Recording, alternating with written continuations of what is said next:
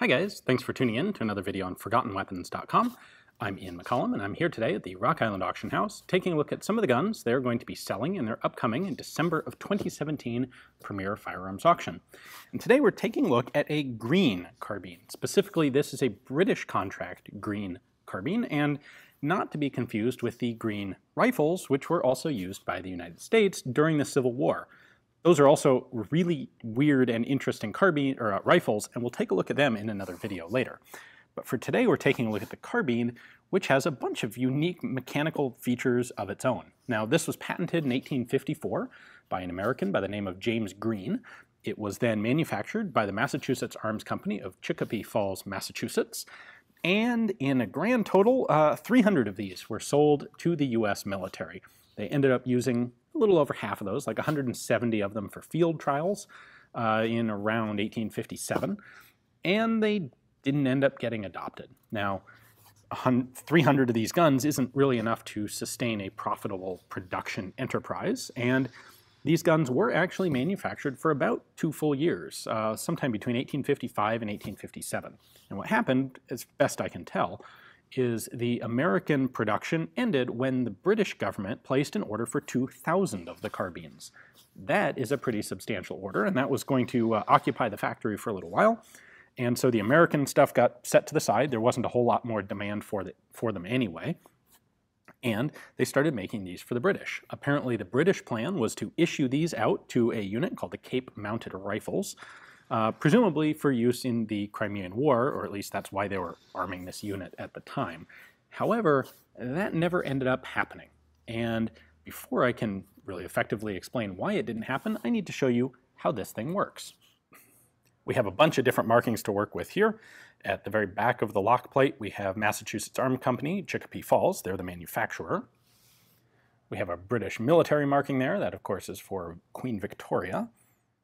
We have a Maynard's patent and date here, and that is specifically for the tape primer that was used. We'll come back to that in a moment. We have Greene's patent. That is the actual patent for the operating mechanism of the rifle, or of the carbine. Note that it is 1854. And then lastly, we have British proof marks on a number of the components, the breech block and the barrel, for example, here, and also on a bunch of other places. We do have this number 1 stamped in the stock ahead of the patch box. That is, well, we'll touch on that a little bit later. Now, this is a percussion cap fired weapon, and it actually uses a Maynard tape primer. So if you lift that lever up, you can then open this little door. This is a system invented, obviously, by Maynard, which is basically like the paper caps you would see in cap guns today. It's a roll of paper tape with priming compound in individual sections, and when you cock the hammer, this little gear rotates and feeds that tape up 1 primer unit at a time, so that you don't need to mess around with handling and trying to put individual caps on the firing nipple there. So that, in theory, makes this a much faster system to use. Now, whether the British were planning on using that or not, I don't know, but it's a valuable enough innovation that guys like Greene would go ahead and license the technology from Maynard to put in their carbines. Of course, you'll notice this has 2 triggers. The rear one is for firing. The front one is for unlocking the breech system. And in order to load this rifle, I'm going to pull this trigger. I am then going to rotate the barrel. There is a nice segmented grippy bit right up here. We're going to rotate that 90 degrees. Then I can pull it forward, and then the whole thing pivots down and over. By the way, we have a serial number down in here. This one is 1790, so of the 2,000 made, this is one of the very last ones. So at any rate, once you have the access to the rear end of the breech here, you would then load your cartridge. This wouldn't be a metallic cartridge, as we've come to think of today. This would be a paper or a linen cartridge, most likely. And when I say cartridge, what I mean is basically a bullet at the front and a charge of powder wrapped up in some sort of containment vessel. So wrapped in paper, wrapped in linen, something that means you have a pre-measured charge of black powder combined with your bullet, and you don't have to be messing around with something like a powder flask. You just put the whole assembly in there, and then there is this conical needle-shaped deal here, and when you rotate this back into place and then press the barrel back, that needle is going to puncture the base of your cartridge, and that needle is actually a tube that channels up here to the primer. So when the hammer hits the primer, the fire from the exploding primer compound is going to come through that tube, down out the tip of that needle, and if that needle has punctured through the base of your cartridge, it goes straight into the powder charge and ignites it, and everything fires. So anyway, when you go to load it, you press that back, puncture the cartridge, and then rotate the barrel 90 degrees clockwise, which locks these two lugs into these two nice large locking shoulders to make sure that everything stays nice and tight and in place when you fire. A couple other features here. There was a patch box in the stock of the rifle. Both the American and the British ones had these. I believe the American ones, this was made out of brass. It was blued iron on the British ones. We do have a sling ring back here. Remember that these were all intended for cavalry use on horseback. We have actually fairly remarkably good sights on these guns compared to others of the time. So there's a notch sight there, and then you can flip this up to shoot at extended ranges out to, I believe, 600 yards. And then a fairly large front sight blade. You can see the rather heavy barrel profile here, 3-groove rifling, and these are 54 caliber guns, both the British ones and the American ones.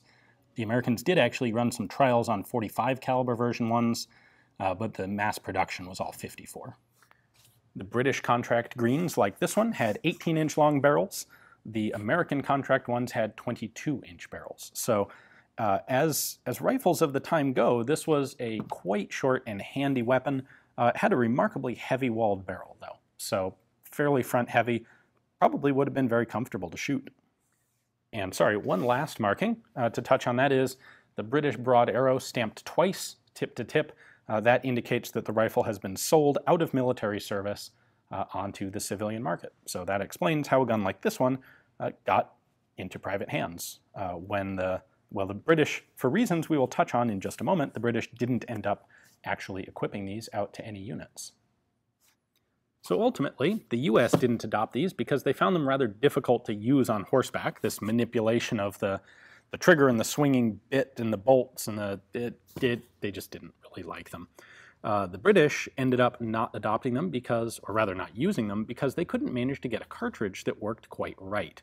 The problem was, if they made a cartridge that was thin enough, these being paper, skin, linen, something like that, if they made a cartridge thin enough that it could actually be effectively chambered and loaded, getting that little primer needle through the base of the cartridge, well, in that case, the cartridges turned out to be too fragile for effective field use. You know, the British military was planning on trooping these things all over the place in Africa and Crimea, and they needed a cartridge that would be durable enough to withstand some relatively harsh transport conditions. And the problem was, if they made a cartridge that was strong enough for that, well, it turned out to be too tough to actually chamber the barrel onto that cartridge. So the British experimented for a couple of years trying to get a cartridge design that would work.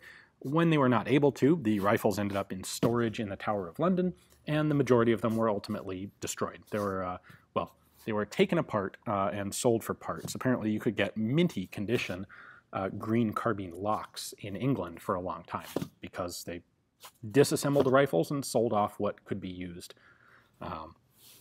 This is a particularly fantastic condition one, which does not bear a typical unit mark here, which suggests it was one of the rifles or one of the carbines that was sold off earlier in this process. It seems that some of them were issued out to a specific unit for field trials, probably the guys who were testing the different cartridges. And so a lot of the Greene carbines that show up have unit marks from those guys, and that is the RDMT or RDMP. RDMR. Sorry, it's the RDMR. Possibly the Riverdale District Mounted Rifles, but no one's really entirely sure. At any rate, if you'd like to have this one yourself, take a look at the description text below. You'll find a link there to Rock Island's catalog page for it. You can see their pictures and description and provenance and all that sort of stuff. And if you're interested, you can place a bid right there through their website. Thanks for watching.